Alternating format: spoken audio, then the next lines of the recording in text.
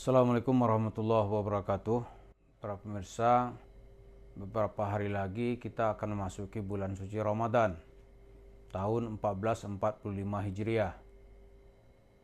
Di bulan itu keyakinan kita sebagai umat Islam adalah bulan di mana Allah menurunkan Al-Quran seperti disebut dalam surat Al-Baqarah ayat 185 itu, Syahrul Ramadan allazi unzila fihil Qur'an hudal linnasi wa bayyinatin minal huda wal furqan. Tapi bagi Yusuf Mansur akan terbukti nanti bulan Ramadan itulah bukti bahwa dia sebagai seorang pembohong. Ucapan-ucapannya ucapan bohong.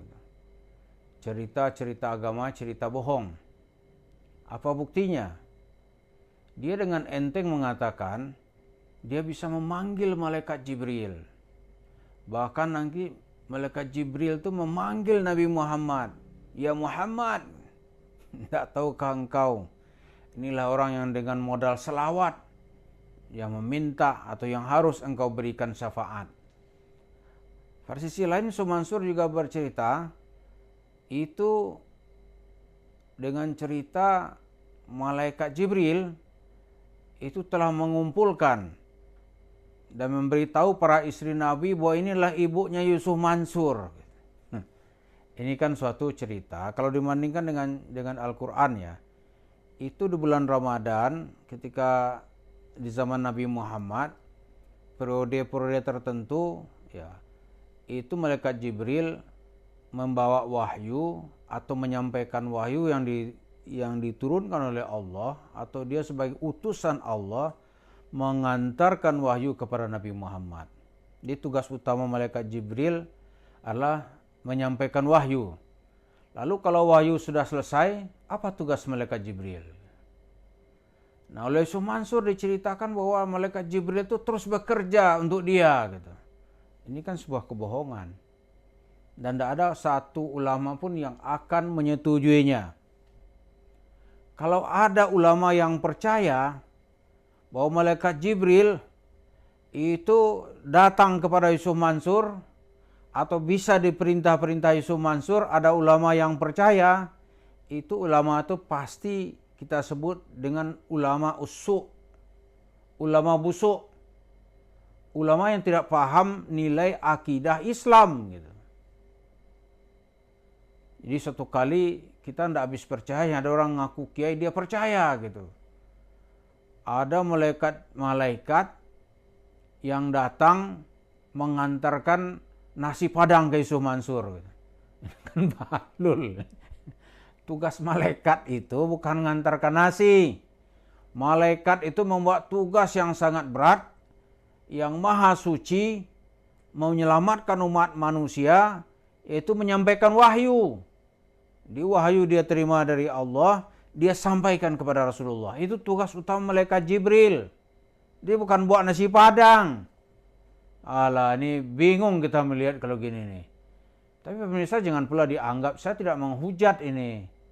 Saya tidak menghujat kiai, tidak menghujat ulama, tapi kita hanya melihat pandangan seperti ini jelas pandangan yang salah gitu. Dan umumnya begitu-begitu itu ada di sini. Di tanah air kita, kalau di dunia Islam yang lain ya pasti sudah dibilang ini orang gila gitu. Kalau di Saudi itu dibawa pikiran-pikiran Yusuf Mansur ini, kalau ada yang menerjemahkan ke dalam bahasa Arab, pasti akan dibilang ini musuh Islam ini gitu. Adul Islam gitu. Adul Islam wal muslimin. Bahkan mungkin juga disebutkan ini seorang sudah keluar dari keyakinan Islam gitu.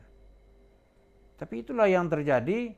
Maka dengan kita uji dengan bulan Ramadan ini, satu persatu ucapan Yusuf Mansur yang tidak masuk akal itu akan ditolak. Akan ditolak. Malaikat Jibril itu setelah wahyu selesai, tugas utamanya udah selesai. Nggak ada lagi gitu. Nggak ada kita dengar itu. Dia membawa wahyu lagi tuh nggak ada. Lalu bagaimana Pak kalau ada orang dapat ilham gitu? Ya orang bisa dapat ilham tapi tidak terus-terusan orang dapat ilham. Dan ilham itu juga nggak ada untuk jualan cari duit. Mana ada? Lantas ujung-ujungnya nanti duit gitu. Nggak ada. Wahyu aja yang kita lihat dibawa malaikat Jibril kepada Nabi Muhammad bukan untuk cari duit bagi Nabi Muhammad. Bukan untuk cari duit. Malah Nabi itu ditawarin oleh malaikat itu, mau nggak kalau 2 bukit Uhud itu, ya kan, itu menjadi emas, akan diberikan kepada Nabi, minta lah gitu. Nabi nggak ada tuh menukar cerita dakwahnya itu dengan cerita duit, nggak ada. Nah kalau orang ini ujung-ujung dari ceritanya itu duit. Kalau terdesak paling dia bilang saya akan memotivasi, motivasi. Gitu. Apa yang dia motivasi? Hanya untuk dirinya dia mencari dan mendapatkan duit. Lalu kalau ada orang nanti membantah, Sob, ini ada video atau YouTube yang mengkritik ente nih, dia akan bilang itu hoax itu. Itu aja dia. Nggak mau dia tuh menjelaskan dalil-dalil yang dia pegang. Dia bilang ini hoax nih orang. Ada lagi datang, itu cerita hoax. Ternyata ketika dia menyerahkan data, ya, ketika dia mau memperkuat Perindo lah ceritanya nih. Itu kata dia ada 30 juta member dia, pengikut dia. Nah, ini kalau 3 juta aja nih yang bisa beli gitu, beli saham di perusahaan yang ditawarkan itu 3 juta yang siap beli. Kalau masing-masing orang membeli 10 juta gitu. Dikali 3 juta itu 30 triliun itu. Iya kan? Karena sejuta ya 30 juta kalau ditambah sejuta gitu. Itu kan sudah 30 triliun. Nah, kalau yang beli nanti itu masing-masing 3 juta gitu. 3 juta dari anggota ini lantas masing-masing beli 10 juta gitu. Saham ini udah berapa duit itu? Udah ada 30 triliun. Itu yang dijanjikan oleh Mansur. Ketika ada orang membantah, hoax itu. Ternyata faktanya itulah yang hoax. Kalau dibilang itu cerita palsu dulu, ternyata yang diceritakan Yusuf Mansur lah yang palsu. Kalau dulu dia bilang orang itu cerita dusta gitu. Dia yang berdusta. Kalau dulu orang dibilang itu fitnah gitu. Ternyata pemirsa dia yang cerita-cerita yang dia sampaikan, data-data yang dia buat itu cerita itu fitnah semua. Membuat fitnah gitu. Tidak ada yang benar. Nah jadi Ramadan ini sebenarnya adalah membuktikan kembali bagaimana Yusuf Mansur itu kemana-mana hanya menjual kebohongan gitu. Atau cerita dusta. Cerita doa-doa, bohong kosong, tidak ada itu. Sekarang kita tantang aja deh kalau memang dia berani. Dia kan kita bisa berdoa kepada Allah. Ini harga beras naik terus. Coba minta turunin. Cobalah kita tantang. Harga beras naik, turunin. Kalau orang di pasar Cipinang atau di pasar pasar rakyat gitu, kalau kita bilang harga beras sudah turun, dia akan marah itu.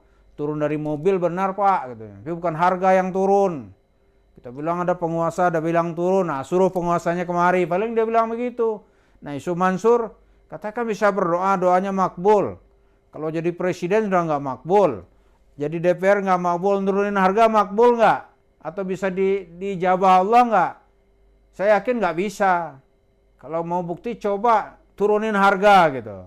Omong kosong tuh pasti jawabannya itu. Jadi dengan cerita masuk ke bulan Ramadan ini sebenarnya kalau kita lihat sisi lain, ini adalah bulan yang membuktikan bahwa cerita Yusuf Mansur itu hanyalah cerita bohong, hoax, halusinasi, dan cerita yang penuh ambisi bagaimana mendapatkan uang. Terima kasih. Assalamualaikum warahmatullahi wabarakatuh.